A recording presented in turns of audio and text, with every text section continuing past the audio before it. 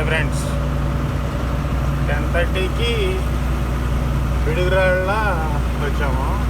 3 vehicles వస్తే అక్కడ RTO ఉన్నాడు. సరే ఆర్టీఓ ఉన్నాడు ఎందుకు, వాడికి అనవసరంగా 1000-2000 ఇవ్వడం అని చెప్పేసి వెయిట్ చేసుకుంటూ ఇప్పటి వరకు 3:30 వరకు లంచ్ చేసి వెయిట్ చేస్తూ ఉన్నాం. పోతాడు వాడు పోయేట్లేదు. భోజనం తీసుకొచ్చి చెట్టు కింద కూర్చొని మంచిగా భోజనం చేస్తా అలా లారీ వాళ్ళ దగ్గర బండికి 500, 1000 రూపాయలు, 500, 1000 రూపాయలు, ఇదే తంతు. సో మేము కూడా ఇంకెంతసేపు అని వెయిట్ చేస్తామని చెప్పేసి టైం అవుతుంది, అన్లోడ్ చేయాలి టైం అని చెప్పేసి చెబితే వెహికల్ ఆపాడు. 2000 అడిగాడు. 2000. అసలు మనుషులు ఎలా ఉన్నారంటే గవర్నమెంట్ వ్యవస్థ అనేది మొత్తం కల్ప్రిట్. అంటే మన భారతదేశంలో లంచం లేనిదే ఏది అవ్వదు, ఎస్పెషల్లీ ట్రాన్స్పోర్ట్.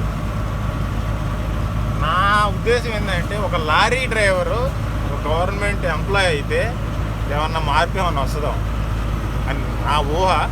అట్లా మనుషుల అంటే లారీల దగ్గర ట్రాన్స్పోర్ట్ వాళ్ళు ఏమి అవినీతి చేస్తున్నారని వాళ్ళ దగ్గర అంతగానం మహా అయితే టన్ను 1/2 టన్ను ఎక్స్ట్రా లోడ్ వేసుకొస్తారు. దానికి మించి వాళ్ళు ఏమి కొంపలు ఏదో గ్రానైట్ రాళ్ళని లేదా కొండల్ని లేకపోతే ఒకళ్ళ సొమ్మునేమి చేయట్లేదు కదా. నా పాయింట్ ఆఫ్ వ్యూ చెప్తున్నా అనమాట. అదైతే మార్పు రావాలి. మేబీ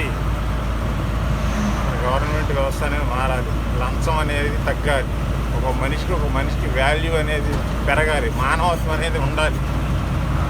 ఏమో ముందు ఎలా అయిపోతుందో ఏమో తెలియదు.